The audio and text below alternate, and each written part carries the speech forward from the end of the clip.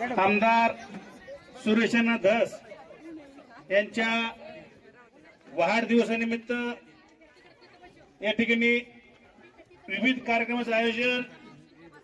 पाटोदा नगर पंचायतचे नगराध्यक्ष राजूभाई जाधव, उपाध्यक्ष सभापती व सर्व नगरसेवक यांच्या वतीने केला गेला आहे। याचा शुभारंभ आपल्या भागाचे युवनेते माननीय सागरप्पा धस यांच्या शुभास्ते या ठिकाणी होणार आहे। यामध्ये पाटोदा नगर पंचायत हद्दीतील सर्व शाळांना स्कूल बॅगचं वाटप या ठिकाणी करण्यात येणार आहे आणि त्याची संख्या जवळपास 2500 बॅग आहेत।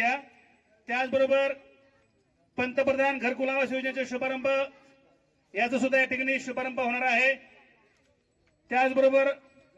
गोशाळेस चारा व पत्रे वाटपाचा कार्यक्रम या ठिकाणी आयोजित केला गेला आहे आणि आपल्या पालीचे बारगजे सर यांचे जी इन्फंट इंडिया आहे त्या ठिकाणी अन्नदानाचा कार्यक्रम करण्यात येणार आहे। अशा विविध कार्यक्रमांना आदरणीय अण्णांचा सामाजिक उपक्रमातून कार्यक्रमातून वाढदिवस साजरा करण्यात येणार आहे।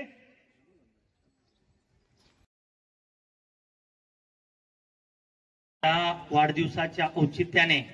या ठिकाणी पाटोदा नगर पंचायतच्या हद्दीतील सर्व शालेय विद्यार्थ्यांना या ठिकाणी सॅक वाटप करण्यात येणार आहे। त्याचबरोबर अंबळनेरकडे आपलं डोंगरकिनीकडे गोशाळा आहे, त्या ठिकाणी जगदाळे महाराज यांच्या गोशाळेला पत्रे आणि चारा वाटप करण्यात येणार आहे। त्याचबरोबर इन्फंट इंडिया बारगजे सर या ठिकाणी जे विद्यार्थी आहेत त्यांना 1 दिवसाचं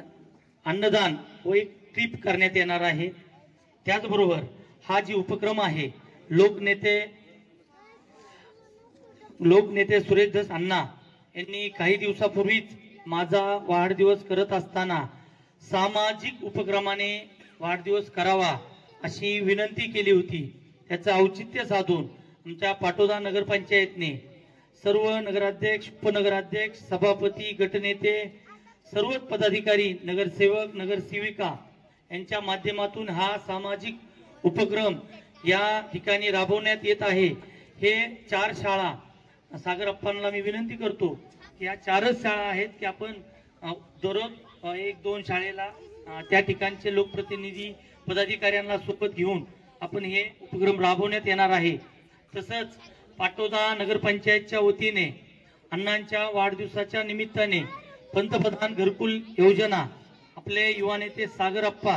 धस यांच्या उपस्थितीमध्ये या ठिकाणी आज ती लॉन्चिंग वेबसाईट लॉन्चिंग करण्यात येणार आहे, जेणेकरून 1100चा DPR आमच्या नगरपंचायतच्या वतीने पाटोदा शहर नगरपंचायतच्या माध्यमातून या करण्यात येणार आहे। त्याचबरोबर या कार्यक्रमासाठी उपस्थित राहिलेले व प्रमुख आदरणीय युवा नेते सागरप्पा धस तसेच पाटोदा नगरपंचायतचे सर्व नगरसेवक, जे आयोजक असतील या सर्वांनी जो आदरणीय अण्णांच्या वाढदिवसानिमित्त हा शालेय साहित्य वाटपाचा कार्यक्रम घेतलाय, या कार्यक्रमासाठी उपस्थित आता ज्यांनी मार्गदर्शन केलं असे आदरणीय गट शिक्षण अधिकारी कैलाजी पिकोने साहेब, त्याचप्रमाणे जाधव सर आहेत, आमचे बाळासाहेबजी जावले आहेत, माझे नाना बोलले व सर्वच जेवढे आता राजूभाई यांनी जेवढ्यांचे नावं घेतले, कारण मान्यवर फार मोठ्या प्रमाणामध्ये आहेत त्यामुळे सर्वांचेच मी नाव उल्लेख टाळतो, सर्वांची क्षमा मागून सर्वांचं नाव उल्लेख टाळतो। तर राजूभाई यांनी नावं घेतलेले सर्व आमचे मान्यवर, त्याचप्रमाणे स्वतः राजू भैया, संदीप दादा, आमचे सोमनाथजी कोल्हे व सर्व पत्रकार बांधव आणि उपस्थित माझ्या तरुण मित्रांनो आणि आमचं सर्व शिक्षकगण, मुख्याध्यापक बांगर सर असतील व सर्व आमचं जे सुरेखाताई व सर्व आमचं शिक्षकगण आणि माझ्या तरुण मित्रांनो, आज तसं खरंच आनंद होतो की एरवी आपण पाहतो की कुठल्याही नेत्याचा वाढदिवस असला की जो विनाकारण बडेजाव केला जातो आणि ज्या गोष्टींना आपण खरोखर खर्च केला नाही पाहिजे असे काही कार्यक्रम सुद्धा आमच्याकडे एक 10 वर्ष आधी सर घेतले जायचे। परंतु मला जेवढं ज्ञात आहे मागील 10 वर्षांपासून आपण दरवेळी अण्णांचा ज्यावेळी वाढदिवस येतो तर अतिशय उत्साहाने जे काय फक्त आणि फक्त सामाजिक कार्याचे जे काही गोष्टी असतात, जे सामाजिक कार्यक्रम ज्यातनं समाजाला काहीतरी फायदा होईल किंवा समाजाची सेवा होईल, एवढेच कार्यक्रम मला वाटतं मागील 5 ते 10 वर्ष तरी आपण सर्वजण घेत आहात. आणि त्यातले त्यात पाटोदा तालुक्यातील तसं पाहायला गेलं तर सर्वच जे लोक आहेत तेही अतिशय अग्रेसर असतात या कार्यक्रमांमध्ये आणि जास्तीचं मोठ्या प्रमाणामध्ये सामाजिक उपक्रम हे या पाटोदा तालुक्यातील सर्व आमच्या नेते मंडळींनी घेतलेले दिसतात. त्याच्यामुळे आज पण अतिशय चांगली बाब आहे की आमच्या तरुण मित्रांसाठी सर्वांसाठी स्कूलच्या बॅग ठेवल्यात आणि बॅग पण चांगल्या क्वालिटीची आहे, HP कंपनीची आहे. मला एवढंच सांगायचं की मी एक मागच्या वर्षी आमच्याकडे एक घाटा पिंपरी म्हणून गाव आहे, त्या गावामध्ये जगताप वस्तीवरची एक शाळा होती आणि सहज त्या शाळेमध्ये एकदा गेलेलो. तिथला एक विद्यार्थी होता सर, आणि त्या विद्यार्थ्याची अशी परिस्थिती होती की मी गेलो, त्याला पाहिलं आणि तो मुलगा शाळेसाठी अतिशय उत्साही होता आणि अतिशय हुशारी तो मुलगा होता. परंतु त्याची परिस्थिती अशी होती की त्याचे आई वडील हे ऊसतोडणी मजूर होते आणि तो मुलगा, मी त्या शिक्षकांना विचारलं की बाबा याला किती गुण पडतात, तर त्या शिक्षकांनी सांगितलं की बाबा साधारणतः 4थीला तो मुलगा होता, हा काय म्हणले 90% पुढेच गुण आणतो आणि जवळपास या वर्षी काहीतरी 95% त्याला 4थीला मार्क्स पडलेले. परंतु त्या मुलाची अशी परिस्थिती होती की त्याच्याकडे शाळेत जाण्यासाठी बॅग नव्हती आणि खरोखर जो आपण ऊस आपलं जे कांद्याच्या बियाण्याचा जो बारदाना असतो त्या बारदाण्याची त्यांनी पिशवी घेतलेली, त्याला दोरी लावलेली आणि त्या दोरीचं त्याने ती शाळेची जी बॅग केलेली आणि तो त्या पद्धतीने दररोज जाऊन शाळेमध्ये शिकायचा. त्याच्यामुळे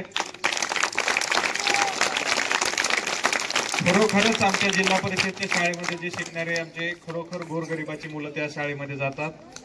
आणि शाळेमध्ये गेल्याच्या नंतर ह्या बाबासाहेबांनी, डॉक्टर बाबासाहेब आंबेडकरांनी जे संविधान लिहिलंय त्या संविधानामध्ये प्रत्येकाला शिक्षणाची समान संधी आणि समान न्याय असं बाबासाहेबांनी सर्वांना अधिकार दिलेला आहे. त्याच्यामुळे जर खरोखरच आपल्याला या मुलांना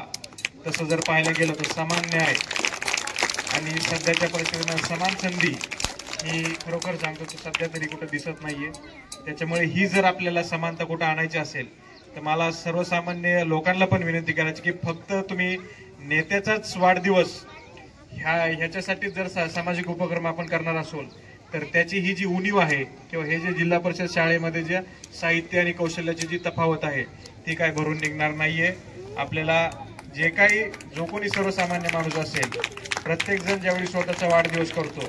त्या वाढदिवसाच्या वेळी सुद्धा, आता दर्शन सेठचं चांगलं उदाहरण आहे, त्यांच्या वाढदिवसाला इथे सतत काही ना काही सामाजिक उपक्रम घेऊन शाळेचं जे काही साहित्य आपल्याला लहान मुलांना वाटप करता येईल ते करत असतात. त्याच्यामुळे याच्या पुढेही सर्वांनी